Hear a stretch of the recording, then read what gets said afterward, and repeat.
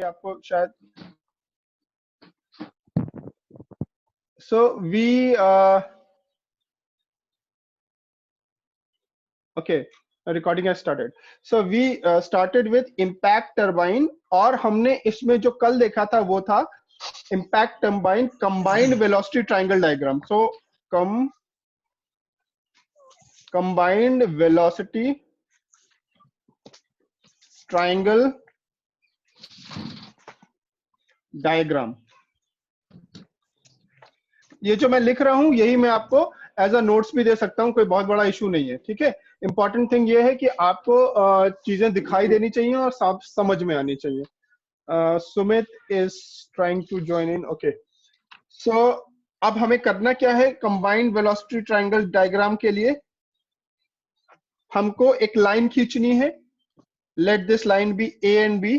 ये कल का रिवीजन है, जब तक लोग आते हैं तब तक हम कल का रिवीजन कर लेते हैं।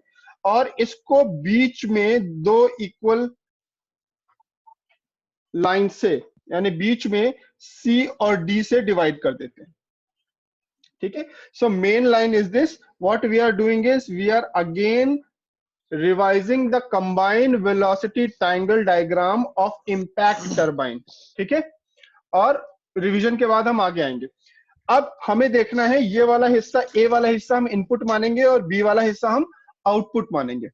तो होता क्या है, इनपुट के दौरान आपको ए पे, ये सिर्फ आपको सिर्फ बनाने के लिए मैं बता रहा हूं, ए पे और बी पे दो हॉरिजॉन्टल लाइन बना लीजिए, ठीक है। एक्चुअली में जरूरी नहीं है कि दोनों लाइन बराबर हो, एक्चुअली में जरूरी नहीं है कि दोनों लाइन बराबर हो, बट इन सम केसेस ये दोनों लाइन बराबर हो सकती है, ठीक है। तो अब क्या हुआ, हमने ये देखा कि हमारा एक टरबाइन ब्लेड था और टरबाइन ब्लेड के एक तरफ ऊपर की तरफ नोजल लगी थी और यहां से स्टीम एंटर कर रही थी और ये स्टीम जो है eight N velocity c1 enter कर रही थी। मैंने इसका आपको एनपीटीईएल का वीडियो लिंक भी डाला था ऑनलाइन, उसको भी देख लीजिए, वो बहुत बहुत ही अच्छा एक्सप्लेनेशन है। बाकी यहाँ पे इंटरेक्शन ज्यादा अच्छा होगा, इसलिए मैं आपको कोई क्वेश्चन होगा तो पूछ भी सकते हैं, ठीक है। सो इस पॉइंट से मेरी स्टीम एंटर करेगी with a velocity of c1, with the velocity of c1 velocity से एंटर करेगी। ये स्टीम सीधे नोजल से एंटर कर रही है, यहाँ नोजल लगी है, स्टीम वेलोसिटी c1 से एंटर कर रही है और इसका डायरेक्शन वेक्टर ये है वेलोसिटी। किसी का स्पीकर बहुत आवाज कर रहा है भाई, अपने आप को म्यूट कर लो।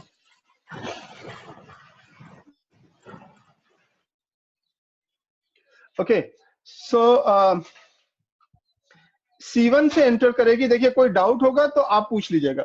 C1 से एंटर करेगी और इस एंट्री का जो एंगल होगा वो α1 होगा, यानी मेरा नोजल का जो एंगल है, यानी α1 क्या है मेरे लिए, α1 है नोजल एंगल और मेरा C1 क्या है, CA1 है velocity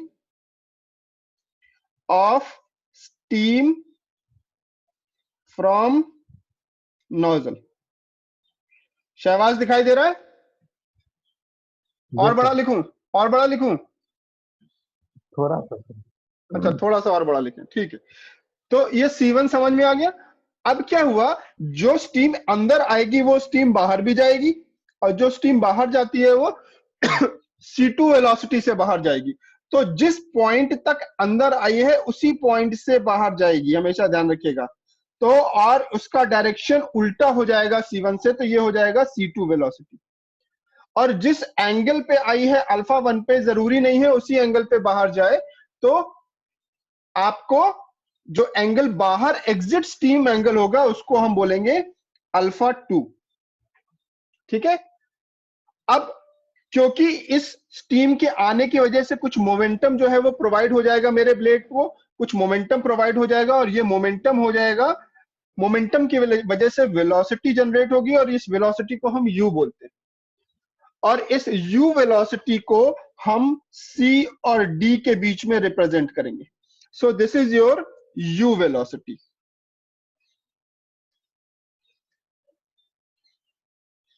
this is your u velocity.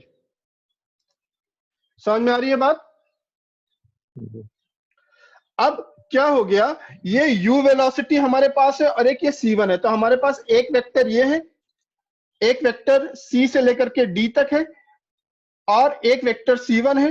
तो u और c1 का जो रिजल्टेंट होगा वो होगा v1। तो हमारा u क्या हो गया, u हो गया वेलोसिटी ऑफ ब्लेड, u हो गया हमारा वेलोसिटी ऑफ ब्लेड। और v1 क्या हो गया, v1 हो गया रिलेटिव इनलेट वेलोसिटी। ये रिवीजन है कल का, और ये वेलोसिटी ट्रायंगल बहुत इंपॉर्टेंट है, इसलिए मैं इसको दोबारा रिवाइज कर रहा हूं। वेलोसिटी, जो जिस वेलोसिटी से मेरी स्टीम अंदर आई थी और उसके साथ एक मेरी ब्लेड की वेलोसिटी भी ऐड हो गई, इन दोनों का जो रिजल्टेंट है वो रिलेटिव वेलोसिटी है। और ये रिलेटिव वेलोसिटी हमेशा ब्लेड एंगल पे रिप्रेजेंट होगी और इसको हम बोलेंगे beta one, beta one which is inlet blade angle. तो मेरा बीटा वन क्या हो गया, बीटा वन हो गया इनलेट ब्लेड एंगल।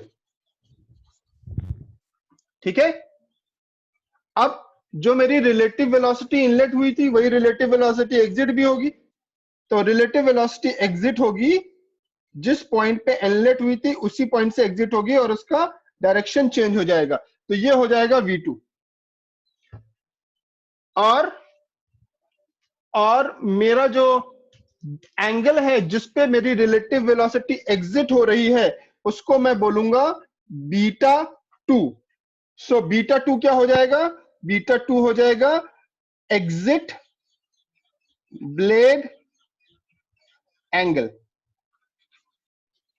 v1 क्या था, रिलेटिव इनलेट वेलोसिटी, तो v2 क्या हो जाएगा, relative exit velocity, relative exit velocity. ठीक है, अब ध्यान देने वाली बात यह है कि मेरी सारी वेलोसिटीज यहां पे दिख रही हैं।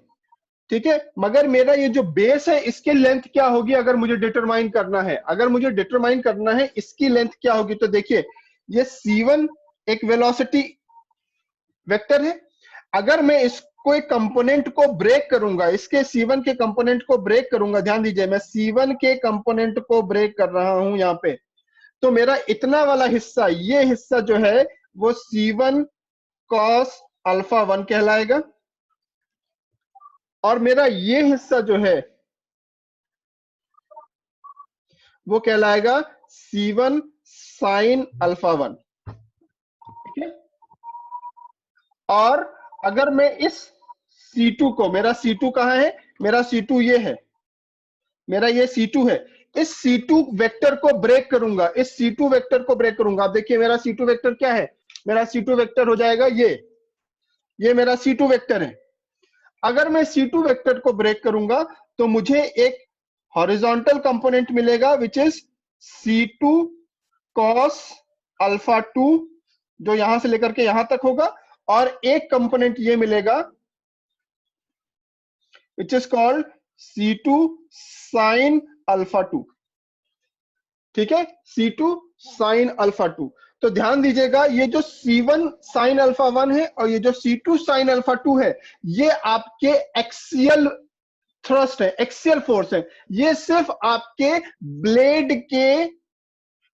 ब्लेड के शाफ्ट पे फोर्स लगाएंगे, इससे वेलोसिटी जनरेट नहीं होगी। वेलोसिटी किससे जनरेट होगी, वेलोसिटी सिर्फ और सिर्फ जनरेट होगी आपकी c1 cos अल्फा 1 से और c2 cos अल्फा 2 से। ध्यान देने वाली बात यह है कि मेरी पूरी लेंथ a से लेकर के b तक को मैं लिख सकता हूं c1 cos alpha 1 plus c2 cos alpha 2, मगर मेरे पास एक vector velocity, relative velocity inlet का भी है और रिलेटिव वेलोसिटी आउटलेट का भी है। जब रिलेटिव इनलेट वेलोसिटी और रिलेटिव आउटलेट वेलोसिटी को मैं कंपोनेंट्स में ब्रेक करूंगा तो मुझे यहां से लेकर, देखिए इनलेट वेलोसिटी यहां से यहां तक दिखाई दे रही है, तो इसका हॉरिजॉन्टल कंपोनेंट हमको दिखेगा v1 cos बीटा 1 और V2 वेक्टर यहां से यहां तक दिखाई दे रहा है, तो इसका हॉरिजॉन्टल कंपोनेंट हमको दिखेगा V2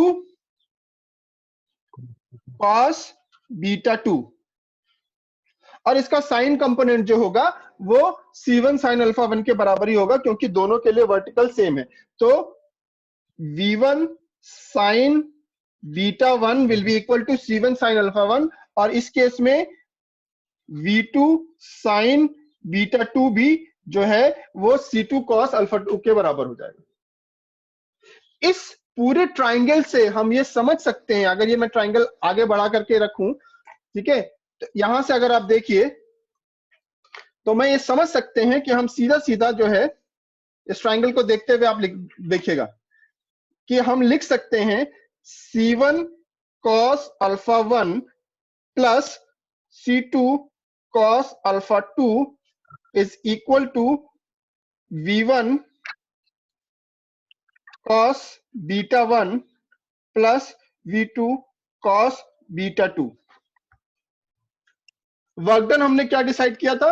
वर्क डन हमने डिसाइड किया था कि मेरा मास ऑफ द स्टीम जितना नोजल से एंटर आ रहा है into velocity of the blade into velocity of the blade into velocity of the blade which is u into C1, क्योंकि इसी कंपोनेंट से C1 cos अल्फा 1 और C2 cos अल्फा 2 से मेरे वेलोसिटी को क्या मिलेगा? इनलेट में वेलोसिटी मिलेगी हमको u1, मेरे ब्लेड को मोमेंटम मिलेगा। तो C1 cos alpha 1 plus C2 cos alpha 2 लिख सकते हैं। जब हम ये लिखेंगे तो हमें ये साफ साफ दिखाई देगा कि मेरा C1 cos alpha 1 plus C2 cos alpha 1 जो है वो V1 cos बीटा 1 और प्लस V2 cos बीटा 2 के बराबर है। ठीक है, जब ये बराबर है तो मेरा वर्क डन का जो फॉर्मूला होगा वो इस तरीके से भी लिखा जा सकता है U into V1 cos beta 1 plus V2 cos beta 2। ठीक है, शहबाज समझ में आ रहा है? Yes sir.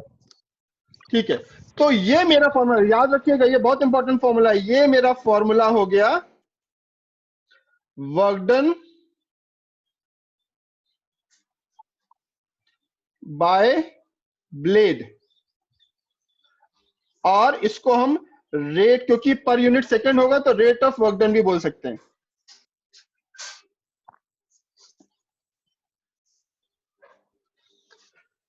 ठीक है, रेट ऑफ वर्क डन, तो ये मेरा फर्स्ट इक्वेशन हो जाएगी, इसको याद रखिएगा। सेकंड हमने क्या बात की थी? एक्सियल थ्रस्ट की। एक्सियल थ्रस्ट,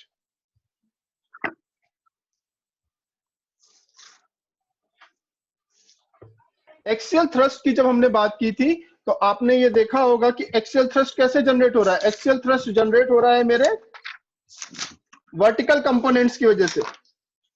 ठीक है, एक्सियल थ्रस्ट जनरेट हो रहा है वर्टिकल कंपोनेंट की वजह से। तो मेरा एक्सियल थ्रस्ट हो जाएगा F will be equal to axial M into sin alpha 1 C1 sin alpha 1 sin alpha 1 plus C2, हाँ सॉरी माइनस हो जाएगा क्योंकि उल्टा हो जाएगा, माइनस C2 sin अल्फा 2। ठीक है, ये आपका एक्सियल थ्रस्ट हो गया। इसके बाद हमने क्या बात की थी? इसके बाद हमने बात की थी एफिशिएंसी की। ठीक है, बात की थी। ठीक है, तो एफिशिएंसी हमने कैसे डिफाइन की थी? Efficiency of the blade.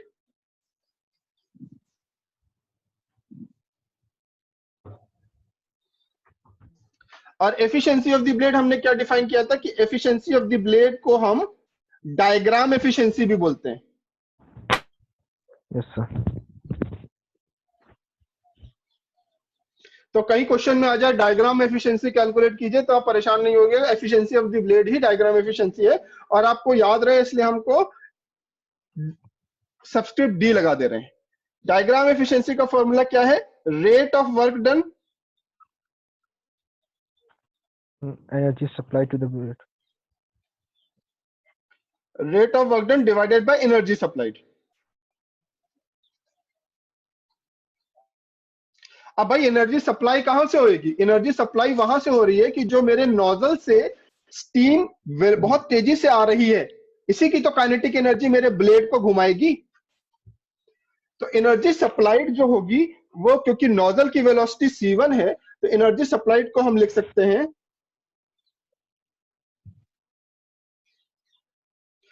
Energy is a extensive property. जितना ज्यादा मास अंदर आएगा उतनी ही ज्यादा एनर्जी सप्लाई होगी। तो एनर्जी सप्लाई को हम लिख सकते हैं m half m c1 square. c1 क्या है? c1 है मेरी स्टीम की इनलेट वेलोसिटी। तो half m, this is kinetic energy coming through the nozzle. ठीक है, yes sir, अब हमारे पास एनर्जी सप्लाइड पता है और हमको रेट ऑफ वर्क डन भी पता है। रेट ऑफ वर्क डन यहां से निकल करके आएगा। ठीक है, आगे से ध्यान दीजिएगा, आगे से क्योंकि ये बहुत बड़ा हिस्सा है, तो मैं इतने हिस्से को v1 cos बीटा 1 को c डेल्टा c w लिखूंगा। मैं क्या लिखूंगा? v1 cos beta 1 plus v2 cos beta 2 को आगे से मैं डेल्टा c w लिखूंगा, जो हमारी ओमेगा वेलोसिटी यानी एंगुलर वेलोसिटी है। c is velocity, w is angular velocity जो हमको इंपार्ट करने वाली है, इसलिए हम इसको लिखेंगे। डेल्टा क्यों है? क्योंकि ये दो वेलोसिटी का सम है। ठीक है, तो इस तरीके से अगर मैं बात करूं तो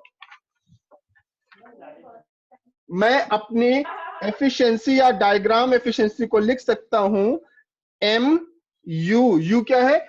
u is the velocity of the blade into cw, delta cw। Delta cw क्या है? Change in velocity, change in horizontal velocity, divided by 1/2 c1 square. लिख सकते हैं?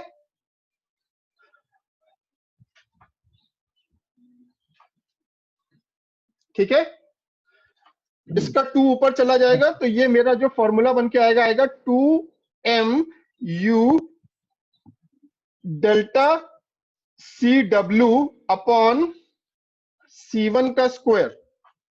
This is my diagram efficiency. Second equation, जहां पे मैंने delta cw का मतलब रखा हुआ है, ये मैं बार बार इसलिए बोल रहा हूं तो कि आपको याद हो जाए। v1 cos beta 1 plus v2 cos beta 2। ठीक है, यहां तक हमारी बात हो गई थी। अब हम एक और आगे बढ़ेंगे और अच्छा, so नीचे हाफ इसके हाफ का m भी था half m c1 square. Sir, yes half yes, one, हाँ हाँ यहाँ m भी था ना, सॉरी। तो ये जो m था यहाँ पे, यहाँ वाला m भी था, ये m और m कैंसिल हो जाएगा। ठीक है, yes sir, किसने याद दिलाया? दिमाग में तो आ रहा था, मैं तो बोल दिया। चलिए ठीक है, वेरी गुड। ठीक है, इसके बाद हमने एक चीज और की थी इस बीच में, हमने इंट्रोड्यूस किया था वेलोसिटी रेशियो को। ठीक है, याद है आपको? हमने वेलोसिटी रेशियो को इंट्रोड्यूस किया था। तो हम वेलोसिटी रेशियो के टर्म्स में वर्क डन को लिखने जा रहे हैं। So now next is work done in terms of velocity ratio. और ये वेलोसिटी रेशियो क्या होता है? वेलोसिटी रेशियो जो होता है वो k से रिप्रेजेंट होता है, और इसको हम बोलते हैं v2 अपॉन v1। ये v2 upon v1 less than equal to 1 हो सकता है। इक्वल टू 1 तब होगा जब मेरा ब्लेड स्मूथ है, और लेस देन तब होगा जब मेरा ब्लेड रफ है, उसमें फ्रिक्शन है। सो इसमें हम लिखते हैं कि अगर 1 के बराबर है, इसी का मतलब लिख रहा हूं, तो इसका मतलब है ब्लेड स्मूथ है। तो अगर क्वेश्चन में बोल दिया जाए कि ब्लेड इज स्मूथ, तो उसका मतलब हो जाएगा वेलोसिटी रेशियो जो है वो मेरा 1 हो गया है। और अगर वो लेस देन 1 होगा तो वो रफ ब्लेड है, यानी फ्रिक्शन इज प्रेजेंट।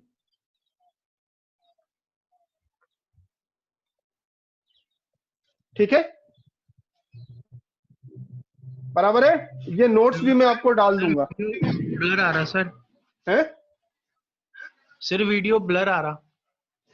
बेटा वीडियो बाकी और लोगों का भी ब्लर आ रहा है? नो सर, है सर उसके एरिया में नेटवर्क कम होगा। वो थोड़ा नेटवर्क इशू है। आप ऑडियो भी देख लीजिए। ये नोट्स जो मैं अभी लिख रहा हूं ये मैं सीधे सीधे आपको पीडीएफ बना करके व्हाट्सएप भी कर दूंगा, उसकी चिंता मत करो। अभी सुन लो क्या मैं बोल रहा हूँ, ठीक है, वो बहुत इंपॉर्टेंट ओके है। Sir.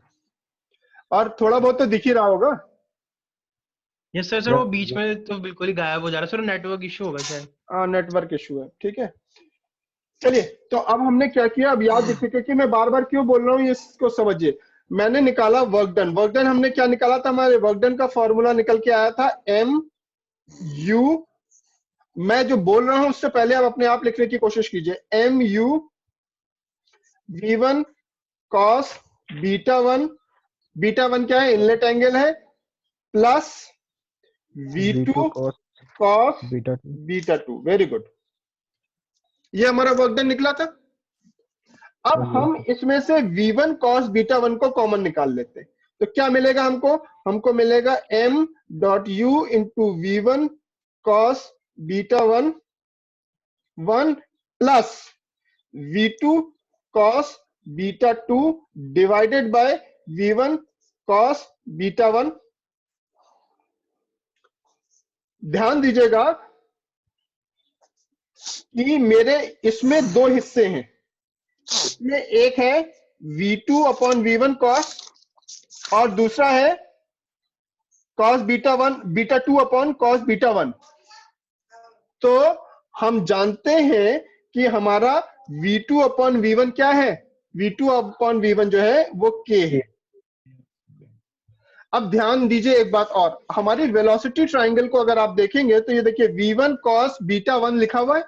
V1 cos beta one कहाँ है, V1 cos बीटा वन ये है, यहां से लेकर के यहां तक है।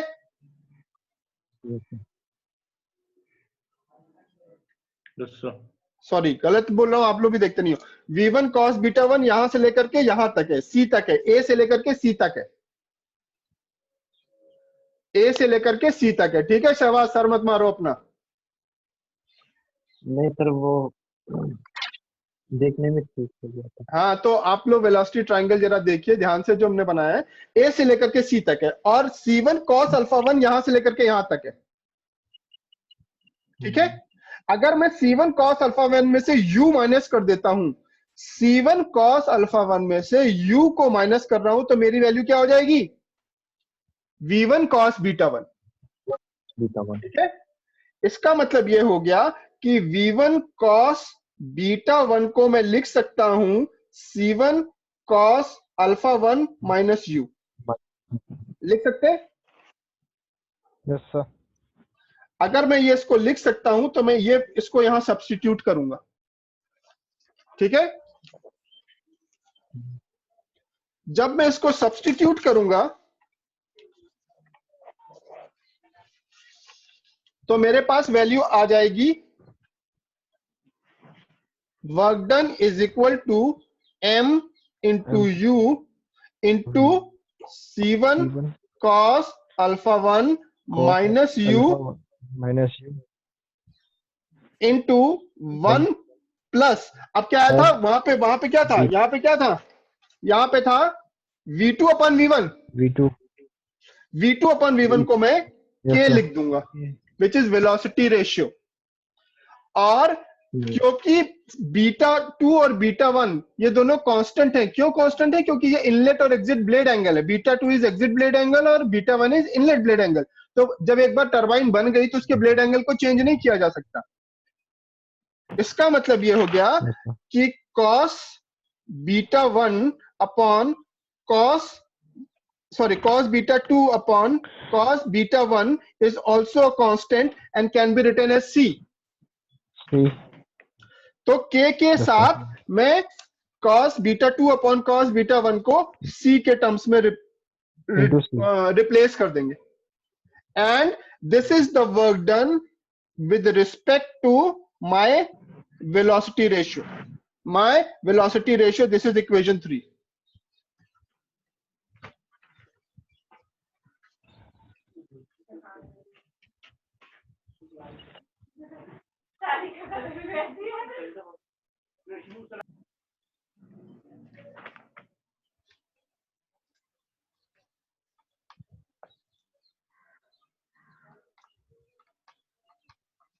ठीक है, दिखाई दे रहा है, सुनाई दे रहा है, समझ में आ रहा है? Yes, sir. ठीक है, हम यहां तक आ गए थे। ये हमने अभी तक बात की जो हमने कल पढ़ाया था। अब हम आगे चलते हैं। इसके बाद आप लिखिए स्टेज एफिशिएंसी और gross efficiency.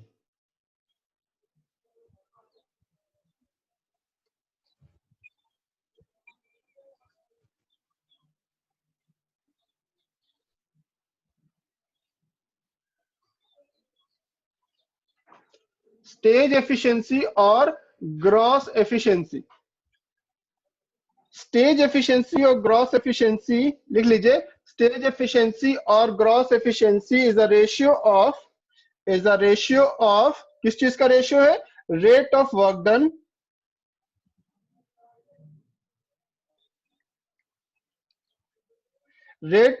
Done to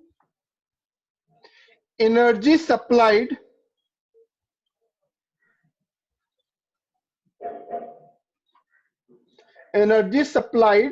by the nozzle. Energy supplied by the nozzle.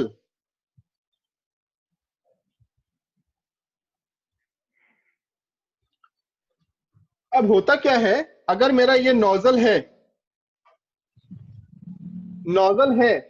तो होता ये है, क्योंकि नोजल आइडल केस में there is no change in enthalpy, मगर अगर नोजल के अंदर फ्रिक्शन है तो मेरा इनलेट जो है वो H0 होगा, मगर जो मेरा एग्जिट होगा वो H1 हो जाएगा, और H1 will be less than H0।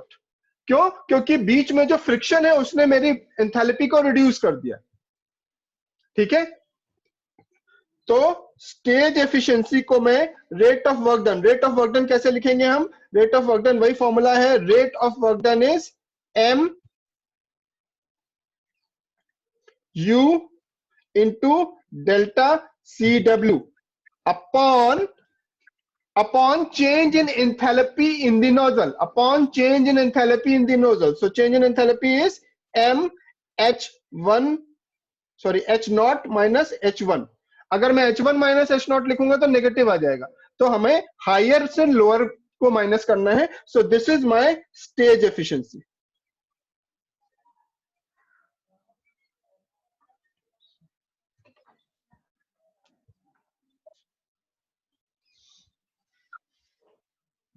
शाबाश, पढ़ने में आ रहा है? Yes, sir. ठीक है, नेक्स्ट लिखिए नोजल एफिशिएंसी। कोई डाउट है यहां तक?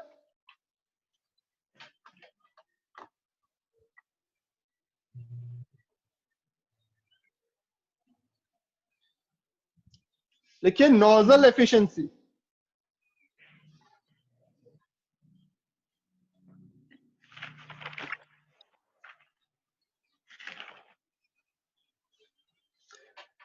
Nozzle efficiency is a ratio of kinetic energy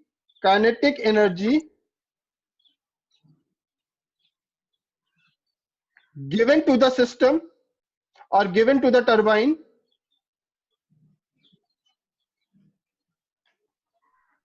nozzle efficiency is a ratio of kinetic energy given to the turbine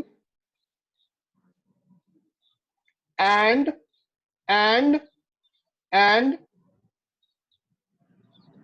enthalpy change in the nozzle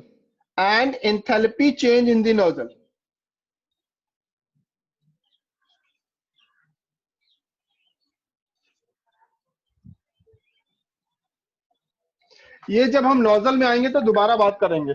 ठीक है, सो nozzle efficiency को हम लिख सकते हैं, काइनेटिक एनर्जी हमने क्या डिसाइड की थी कि नोजल से निकलने वाली स्टीम की काइनेटिक एनर्जी क्या थी? m by 2 C1 square. और एंथैल्पी चेंज हमने अभी पीछे देखा कि enthalpy change from in the nozzle कितना हो रहा था, that is m H0 minus H1। This is nozzle efficiency.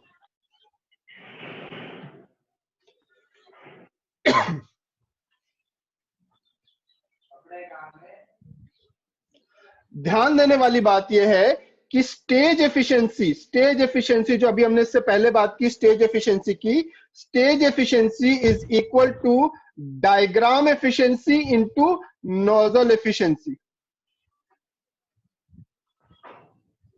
यानी stage efficiency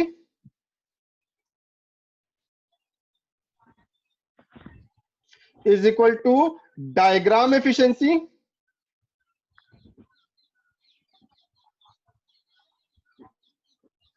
into nozzle efficiency।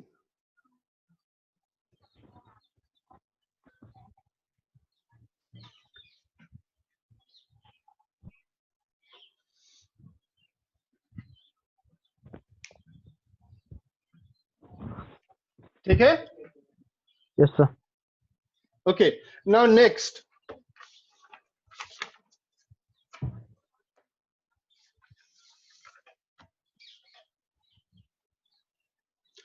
लिखिए overall efficiency.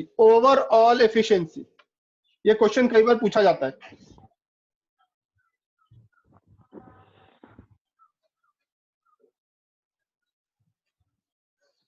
will be represented by eta naught।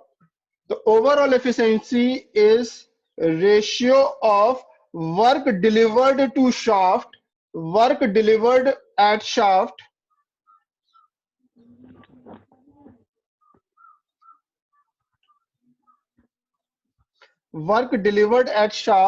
to energy supplied to the blade।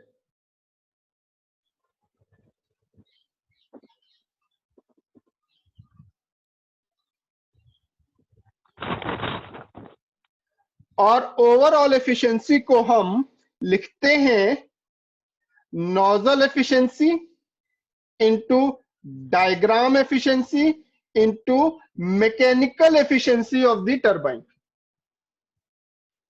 Overall efficiency लिखा जाता है nozzle efficiency into diagram efficiency into mechanical efficiency. Mechanical efficiency का क्या मतलब होता है कि जब मेरा ब्लेड घूम रहा है तो उसमें कुछ फ्रिक्शन प्रोड्यूस होगा, तो जितनी मैं एनर्जी दूंगा उसमें कुछ एनर्जी जो है वो फ्रिक्शन एब्जॉर्ब कर लेगा ताकि वो इरिवर्सिबल प्रोसेस बन से फ्रिक्शन एब्जॉर्ब कर लेगा और कुछ एनर्जी हमारे रोटर को देगा ताकि वो घूम पाए। ठीक है, इस पे बेस्ड एक क्वेश्चन भी करेंगे, वो आगे देखेंगे। बट इसके बाद वाला जो मैं आपको डेरिवेशन करा रहा हूं वो डेरिवेशन डायरेक्ट सीधे एग्जाम में आता है। ठीक है, तो जरा ध्यान से देखिएगा। यहां तक किसी को कोई डाउट है तो बताइए।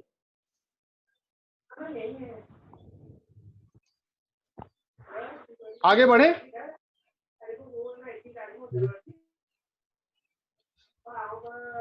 आगे बढ़े भाई। सबको समझ में आ रहा है? मोहित समझ में आ रहा है? Yes, sir. ठीक है, वेरी गुड। अब हम क्वेश्चन जो करने जा रहे हैं that is maximum turbine efficiency क्या होता है। तो क्वेश्चन ये है, derive the condition of maximum efficiency of impact turbine. ये क्वेश्चन डायरेक्ट भी पूछा जा सकता है, इनडायरेक्ट भी पूछा जा सकता है, इस पे न्यूमेरिकल भी आ सकता है। ठीक है, तो हमारी एफिशिएंसी का फॉर्मूला सबसे पहले हमको पता होना चाहिए। हमारा जो एफिशिएंसी का फॉर्मूला है, क्योंकि हमें मैक्सिमम एफिशिएंसी कितनी होगी उसका कंडीशन बनाना है और मैक्सिमम एफिशिएंसी जनरेट करनी है। तो मेरी एफिशिएंसी यानी डायग्राम एफिशिएंसी का जो फॉर्मूला होगा, जो हमने वेलोसिटी रेशियो के टर्म्स में लिखा है, वो हो जाएगा 2। अब मैं ये वाला फॉर्मूला ये मान करके चल रहा हूं कि मेरी m की वैल्यू 1 है, यानी यूनिट मास के लिए हम कर रहे हैं। m की वैल्यू 1 है, इसलिए हम यूनिट मास के लिए कर रहे हैं। तो हम यूनिट मास के लिए